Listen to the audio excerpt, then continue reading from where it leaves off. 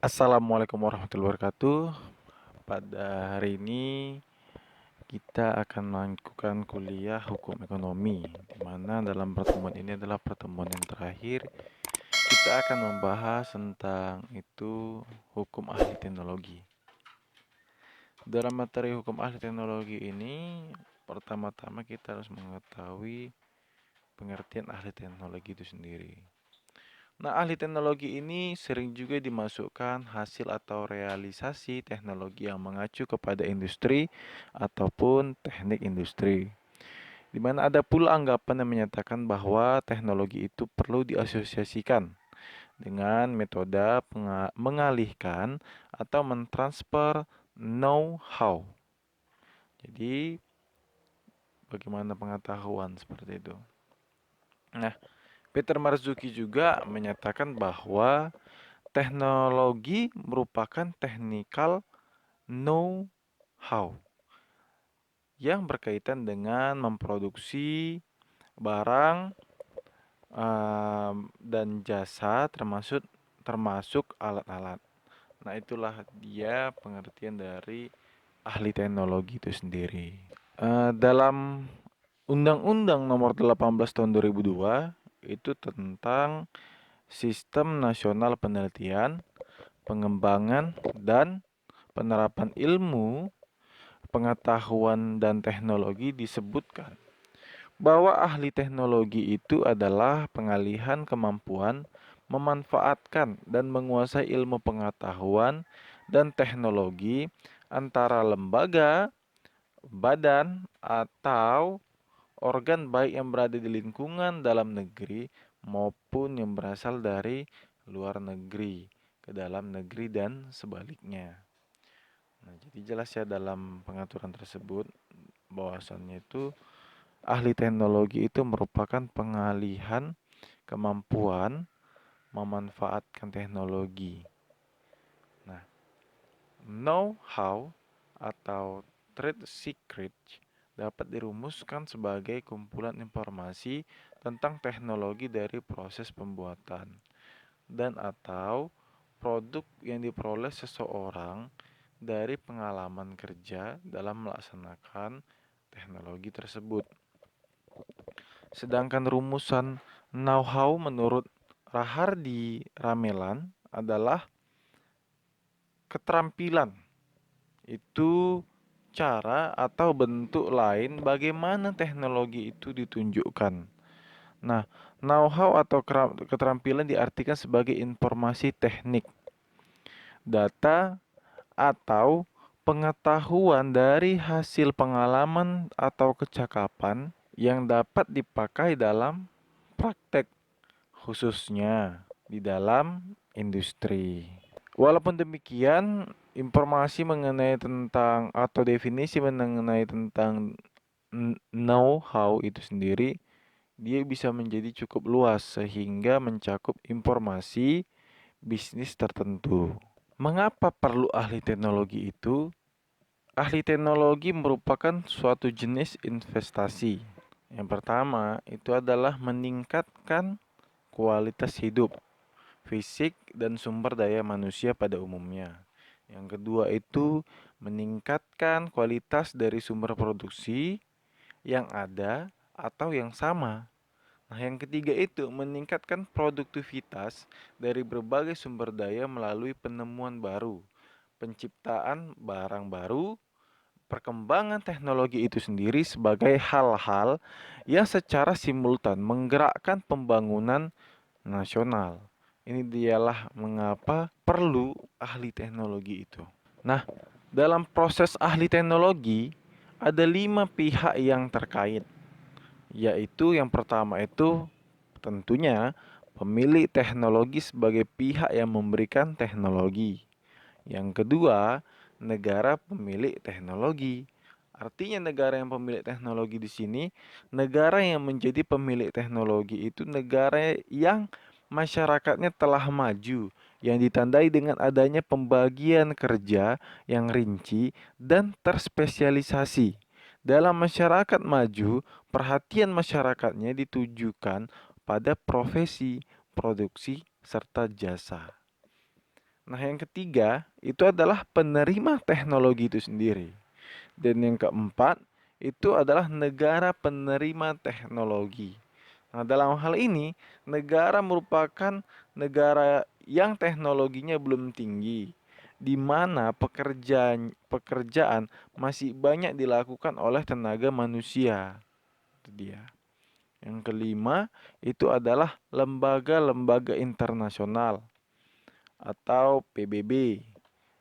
Mengingat teknologi sudah menjadi komoditi yang dibutuhkan oleh semua negara, maka peranan organisasi dan masyarakat internasional menjadi penting dalam hal ini.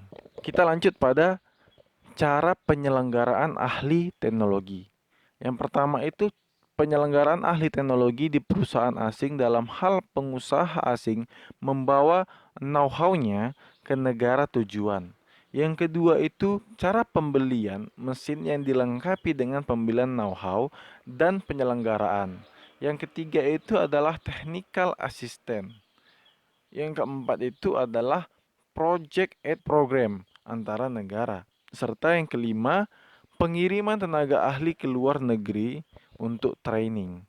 Yang keenam adalah persetujuan lisensi langsung atau yang disebut dengan kata lain straight licensing agreement. Nah, ini dia lah cara-cara penyelenggaraan ahli teknologi itu sendiri. Kita next kepada bagaimana sih pengaturan ahli teknologi itu dalam rangka penanaman modal asing. Ini sering menjadi kontroversial di negara Indonesia ini sendiri. Mengapa demikian? Karena ketika ada pekerja-pekerja asing itu langsung dianggap kita tidak memberdayakan sumber daya manusia yang ada. Untuk itu, hal ini penting. Adapun dasar-dasar hukumnya itu jelas diatur dalam perundang-undangan. Khususnya itu misalnya kalau kita bahas kajian Undang-Undang Nomor 1 Tahun 67 tentang penanaman modal asing. Nah, di pasal 12 ya nanti saudara akan lihat perusahaan-perusahaan modal asing berkewajiban menyelenggarakan dan atau menyediakan fasilitas-fasilitas latihan dan pendidikan di dalam dan atau di luar negeri secara teratur dan terarah bagi warga negara Indonesia dengan tujuan agar berangsur-angsur tenaga warga negara asing dapat diganti oleh tenaga kerja ahli teknologi itu dari warga negara Indonesia itu sendiri. Jadi adanya kewajiban bahwasannya negara si pemberi ahli teknologi itu tadi, kita kan misalnya penerima, dia menanamkan modalnya misalnya diinvestasikan ke Indonesia. Dalam hal ini ada ahli teknologi itu yang kekhususannya itu belum diketahui oleh SDM kita di Indonesia ini. Nah, maka boleh ahli teknologi dari luar negeri itu datang. Namun ada kewajibannya tadi yang seperti dijelaskan pada Undang-Undang Nomor 1 Tahun 67 tentang penanaman modal asing. Undang-Undang Ketenagakerjaan juga mengatur jelas di ahli teknologi ini sendiri. Itu tepatnya pada saudara akan lihat pada pasal 10 itu ayat 4 di mana dijelaskan bahwasannya perusahaan penanaman modal yang mempekerjakan tenaga kerja asing diwajibkan menyelenggarakan pelatihan dan melakukan ahli teknologi kepada warga negara Indonesia itu sendiri. Nah, hal ini sesuai dengan ketentuan peraturan perundang-undangan. Ini pun jelas diatur di Undang-Undang Ketenagakerjaan. Bentuk-bentuk penyelenggaraan ahli teknologi. Yang pertama itu adalah mempekerjakan tenaga-tenaga kerja yang secara tenaga kerja asing secara perorangan. Nah, dengan cara ini negara berkembang dapat dengan mudah mendapatkan teknologi, yaitu berupa teknik dan proses manufacturing yang tidak dipatenkan. Cara ini hanya cocok untuk industri kecil dan menengah. Nah, yang kedua itu adalah menyelenggarakan suplai dari mesin-mesin dan alat-alatnya. Suplai ini dapat dilakukan dengan kontrak tersendiri. Dan yang ketiga itu adalah perjanjian lisensi. Perjanjian lisensi selangkah lebih maju dibandingkan sekedar perjanjian jual beli barang.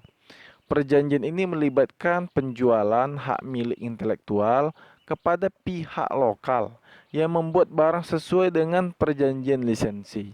Perjanjian lisensi dalam teknologi, pemilik teknologi dapat memindahkan teknologi dengan memberikan hak kepada setiap orang atau badan untuk menjelaskan teknologi dengan suatu lisensi.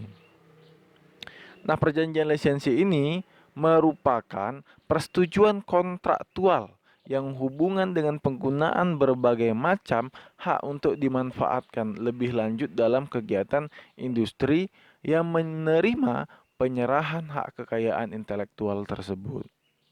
Ini jelas adanya perjanjian lisensi tersebut. Yang keempat itu adalah expertise dan bantuan teknologi. Keahlian dan bantu-bantuan itu dapat berupa misalnya studi pre-investasi.